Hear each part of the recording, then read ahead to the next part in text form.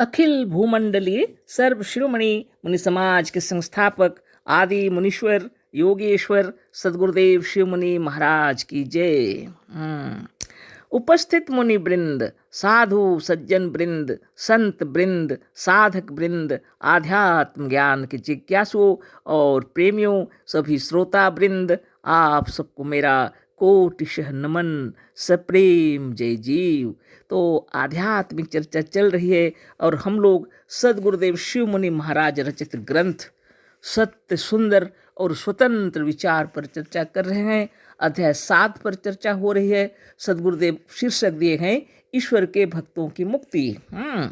और जिसको लोग मुक्ति समझ रहे हैं, वास्तव में मुक्ति नहीं बंधन है, गुरुदेव बतला रहे थे। और वो पहले था सालोक्य मुक्ति और सामीप्य मुक्ति। और कल हम लोग चर्चा किए थे सादृश्य और सायुज्य पर चर्चा हो रही है। तो सादृश्य के विषय में बतला रहे थे कि इसमें यदि कोई इतना तपस्या करने के बाद अगर सादृश्य मुक्ति में पहुंचेगा तो ईश्वर के समान दिखेगा, केवल दिखेगा, उसमें वह शक्ति नहीं होगी, ना वह बल रहेगा, ना वह ज्ञान रहेगा, केवल सदृश उसके जैसा। ये क्या पागलपन है, गुरुदेव कह रहे हैं, है ना। ये तो असली और नकली वाली बात हो गई, एक असली ईश्वर और एक नकली ईश्वर, है ना। तो उदाहरण दिए, उसको याद कर लेते हैं, अभी के लिए फिर से पढ़ लेते हैं। यह सादृश्य तो वैसा ही है जैसे असली शेर और नकली शेर मिट्टी या काठ का बना हुआ। इस मिट्टी के नकली शेर से तो असली गीदड़ ही अच्छा है। और कुछ बाकी था, लाइन कल पढ़े नहीं थे, उसको भी पढ़ लेते हैं, अभी उस पर चर्चा नहीं हुई थी। एक असली आम, सेब, केला और अंगूर होता है, एक असली, और एक नकली होता है। एक असली आम, सेब, केला और अंगूर जो आप मार्केट में देख रहे हैं ना, वो असली वाले जो दुकानों में जो खरीद के हम लोग खाते हैं, एक असली होता है, एक नकली देखने के लिए होता है। गुरुदेव लिखे हैं नकली फल मिट्टी, काठ या और किसी दूसरी चीज का बना हुआ होता है। सिर्फ शो के लिए इसको रखते हैं, देखने के लिए, है ना, सजावट के लिए रखते हैं लोग, है ना। कुछ मिट्टी के फल हैं या काठ के हैं, या आजकल तो प्लास्टिक के भी बनते हैं, अनेक तरह से बन रहे हैं। देखने के लिए, सजावट के लिए होते हैं, खाने के लिए नहीं होते वो, है ना। इस नकली मिट्टी के बने हुए अंगूर आदि मेवों से असली मक्का, ज्वार और बाजरे का दाना भी अच्छा है। सदगुरुदेव कह रहे हैं नकली मिट्टी का जब बना हुआ है, अंगूर है, मेवा है, जो कुछ है, सूखे फलों को मेवा कहते हैं, है ना, उससे तो सबसे अच्छा है कि अब असली वाला मक्का, ज्वार और बाजरे का दाना जो आप खा सकते हैं।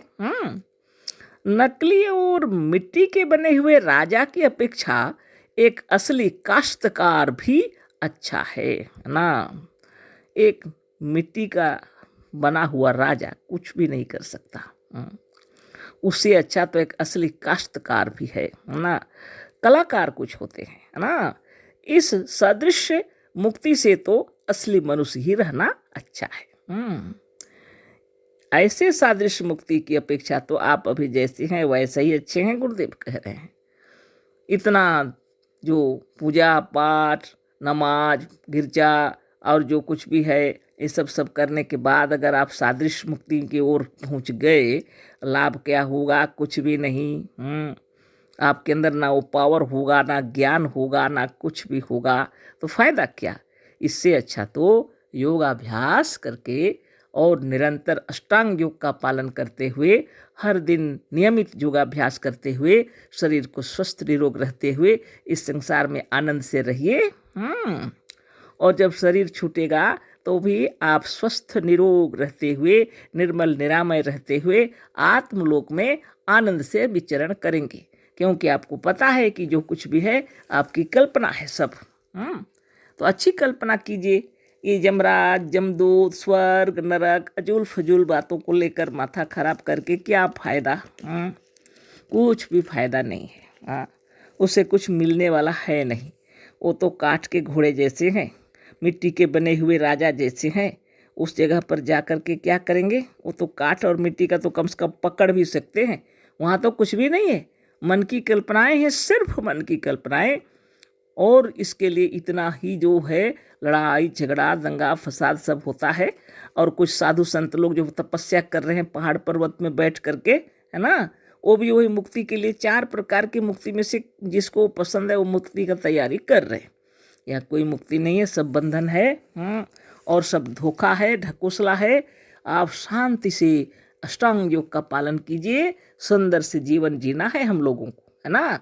ईर्षा, द्वेष, छल, प्रपंच हृदय से निकल जाए, इसके लिए बैठ करके ध्यान मग्न होकर के सदगुरुदेव के मंत्रों का उच्चारण करना चाहिए, प्रणव करना चाहिए, प्राणायाम करना चाहिए और अपने शरीर के चक्रों का भेदन करना चाहिए। अगर आप शरीर का चक्र भेदन करना शुरू कर देंगे ना, अच्छा से साधन ध्यान तपस्या, तो संसार चक्र के इस चक्रव्यूह से ऊपर निकल आएंगे आप, है ना। ये बहुत बड़ी बात है। तब आपको ये पता चल जाएगा कि आप जो है साक्षात ब्रह्म है ना, सच्चिदानंद ब्रह्म है आप। और आप अकेले ही नहीं, जितने जीवन दिखलाई पड़ रहे हैं सभी ब्रह्म है, और इन सब की महिमा से यह अखिल विश्व ब्रह्मांड भासित हो रहा है, यह जड़ संसार भासित हो रहा है। करने वाले तो आप ही हैं। इसलिए ये तो रह गया हम लोग का सादृश्य मुक्ति के विषय में। आगे गुरुदेव क्या कह रहे हैं और थोड़ा पढ़ लेते हैं। अब यह पूरा हुआ नहीं है, यह दूसरा पैराग्राफ में अब क्या लिख रहे हैं गुरुदेव। सायुज्य मुक्ति इससे भी खराब है। अब ये रहा सादृश्य मुक्ति, अब सायुज्य मुक्ति।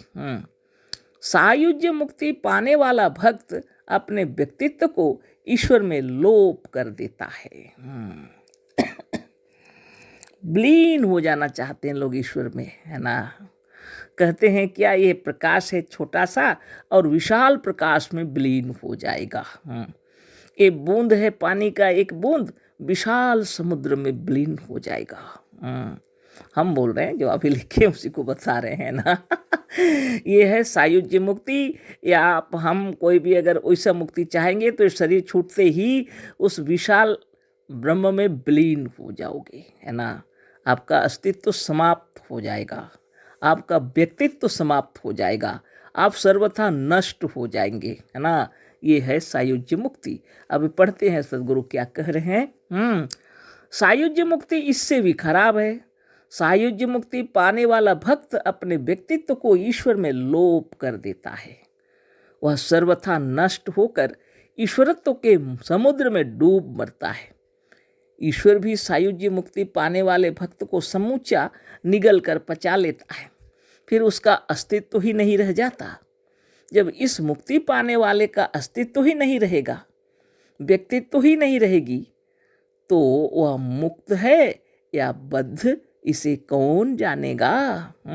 ईश्वर है या नहीं, इसे कौन जानेगा। इस ईश्वर में मिले हुए हैं, इस ईश्वर मिले हुए ही नहीं रहेंगे, कहाँ गया, नहीं रहेंगे, तो हम मुक्त है या बद्ध, इसे कौन जानेगा।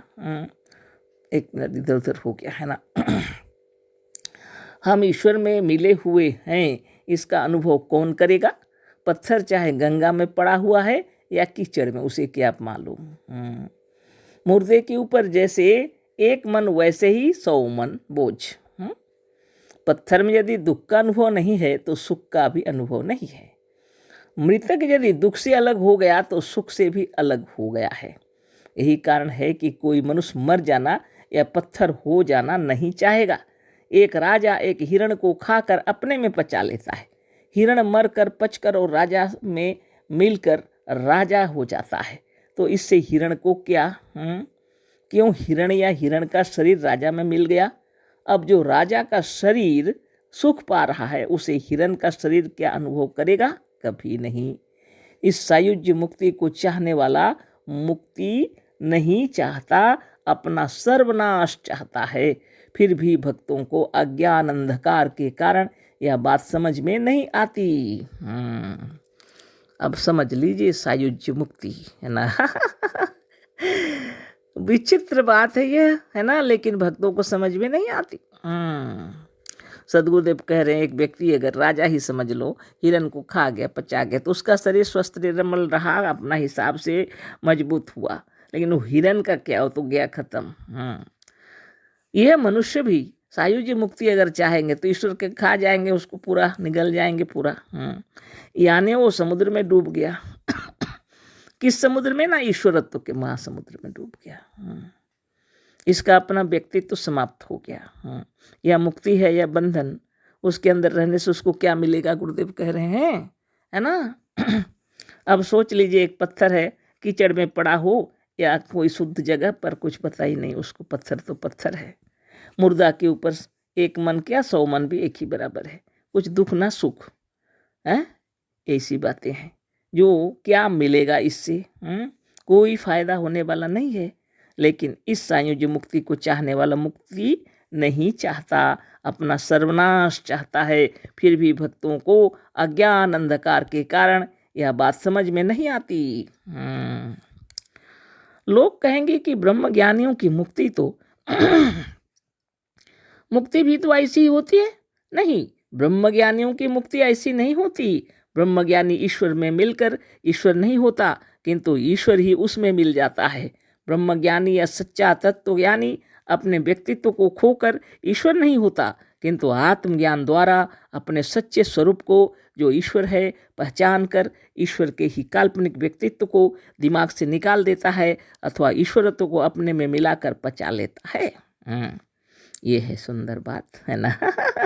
इस पर तो व्याख्या करने का टाइम नहीं है, कल फिर व्याख्या करेंगे, बातें करेंगे, चर्चा करेंगे, है ना। अशेष धन्यवाद, कोटिशः नमन, सप्रेम जय जीव। सदगुरुदेव शिव मुनि महाराज की जय। सप्रेम जय जीव।